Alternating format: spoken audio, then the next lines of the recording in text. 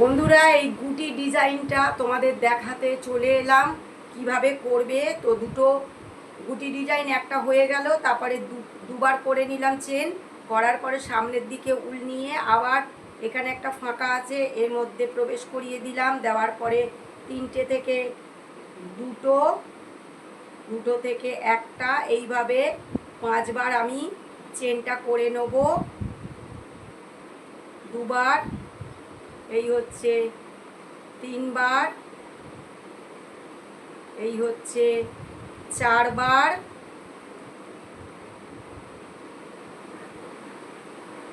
আর এই হচ্ছে 5বার করে। বন্ধুরা, এইটা খুলে রাখবো। এইখানে উপরে দিয়ে ঢুকিয়ে ক্রুশটা এখান দিয়ে এই করে, এই দেখো ডিজাইনটা হয়ে গেল। বন্ধুরা, ভিডিও